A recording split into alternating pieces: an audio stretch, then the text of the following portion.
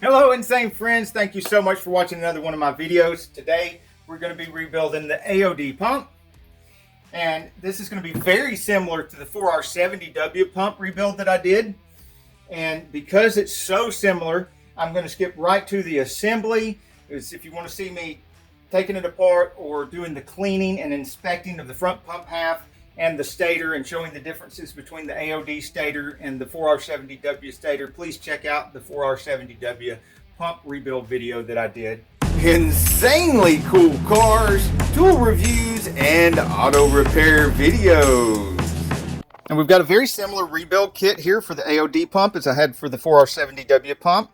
And this too is available through a link in the description of the video, as is the completely rebuilt pump. When I finish it, I also put online so that you can purchase it, and the link to where you can purchase it is in the description of the video. Now, as with the 4R70W, I use the bushing drivers, and I do not use a hammer on anything. I've got a nice arbor press that I use. If you don't have an arbor press, if you've just got the big 25-ton press that I've got, that's fine. It's just slower to use the 25-ton press. It still has the same advantages of using an arbor press in that it doesn't hammer on your tools and it doesn't hammer on the bushing. There's no impact. It's just a smooth, steady push. Other, not quite as big driver, I use before I push in the seal, I set it right here. I don't use the smaller one that goes right here like I did with the 4R70W, because the bushing is actually going to come through a little bit on this one. I use it to go right here so that it stops me from pushing the bushing through too far. And here's one of the old bushings, and this old bushing is, if you'll look here, slightly not as wide as the new replacement bushing. The new replacement bushings are pretty much the same as the 4R70W bushings, and that is the updated bushing that came with the later AOD pumps. The very early 1980, sometime 82, 83, I don't remember exactly what year it was they switched to these wider bushings, but it will stick out here a little bit. Don't be alarmed. Don't think you got the... Now, if you get a bushing that sticks out so far that it's going to touch the back of the seal, then yeah, maybe they sent you the wrong bushing. All right, another thing, when you're lining up your bushing ready to go down in there, I push the bushings in from the inside because of a chamfer there on these 4R70Ws. See that little bit of a chamfer right there? And push it in from the inside, because pushing it in from the outside, there's no chamfer at all, and it could scratch up the bushing as it goes in, and that stuff piles up and gets in between here and the pump body, and it's not good. It'll make it pinch on the torque converter. And right here, I'm going to show you on this one, make sure that your oil groove is down here and the beginning of the oil groove and the notch is over here, so that the transmission fluid can get down in there and get between the bushing and the hub of the torque converter. I always get a bushing driver that's a perfect fit for the bushing, and I also like to take a little bit of Loctite and put it around the bushing before installing, just for a little added extra insurance that that bushing's not going to move or spin inside the pump housing. If you ever take a pump housing apart, you're thinking about rebuilding it, and the bushing has spun inside the housing or crept out of the housing, then don't rebuild that pump housing, because it could happen again even with the new bushing. Once it spins in there, you usually take some material off of the pump housing, and then you don't get that perfectly tight fit on the bushing anymore.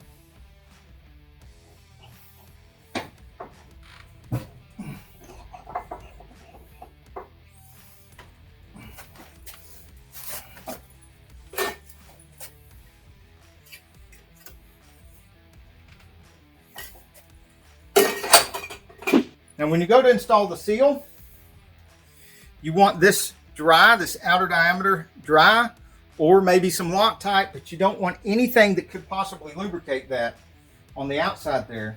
The reason I worry about that is because I'm going to have some transgel get very close to that without touching it by putting it back here on the garter spring. See, there's a little garter spring down in there. And that garter spring, that's another reason why I don't like using hammers.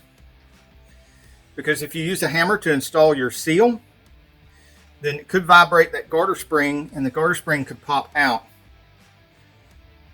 And this is a habit from back in my early days of building in the early 1990s, when I was still using hammers and such, of putting some transgel in there to keep that garter spring from popping out.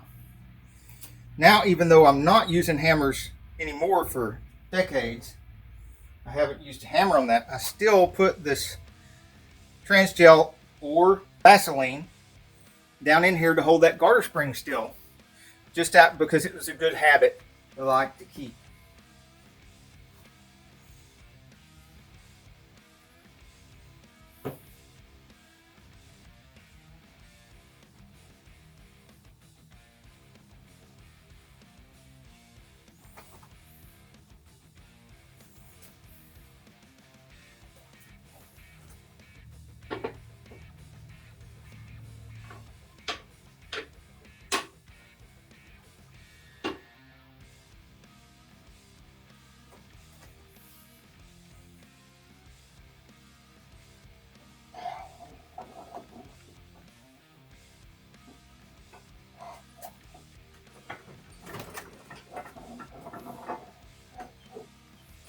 Another thing I like about using a press over a hammer is you never have to worry about that, like the edge going down and it cocking.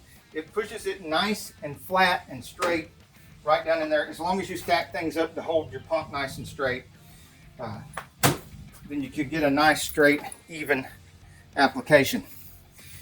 Now, before I put the gears in here, you'll notice I've got some transgel on the seal itself right here, so that when the engine first cranks up and the torque converter first spins, it's not going to harm the seal. And I'm using the blue transgel so that if it does heat up and run down here, it'll be obvious that it's not red transmission fluid, it's blue transgel that has melted. And I got a lot of it on my finger moving it around there, and I can just put that right on, extra right on the bushing there, so that the bushing is a little bit pre-lubed. Blue transgel, not so much that it looks bad. And then I'm going to do the same thing with the surfaces where the new gears go. And I use a little brush that's dedicated for nothing but doing transmission pump and other transmission related rebuilds. Because these little brushes that I've been getting, I've been using them long enough that I can trust that they don't shed a bunch of little hairs out of the brush. Even with all these sharp edges, they just don't come flying apart. Still like to keep an eye on what I'm doing to make sure, because occasionally, every once in a while, a little one will come loose right there.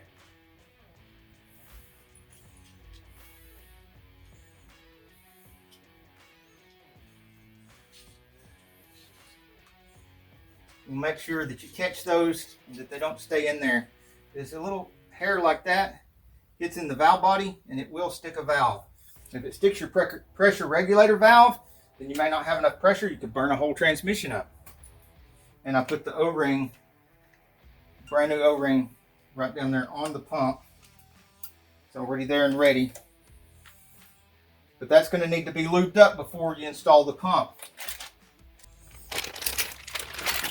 And then we'll get the brand new pump gears out of the package.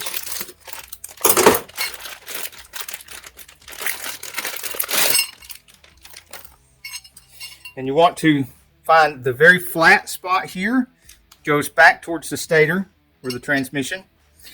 And then here where you've got the camphor, here and here, that goes toward the front, the flywheel and the torque converter. Outer gear.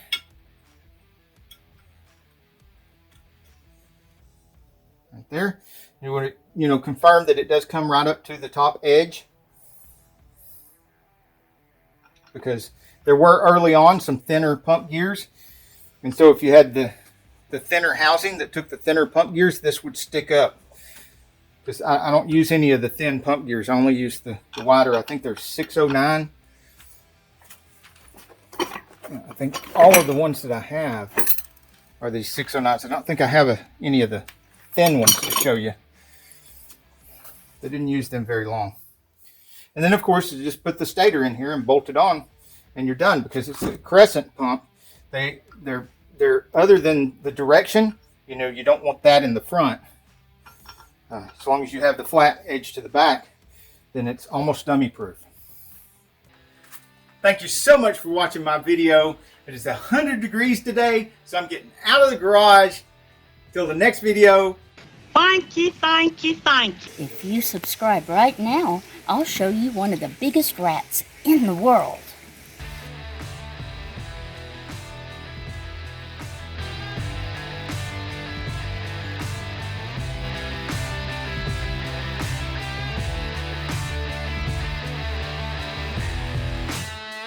Hey, if you like this video, we got a whole lot more. We got tool reviews, we've got repair videos, we've got show car videos, hot rods, mod rods, you name it. If it's got wheels on it and an engine, it's probably on this channel.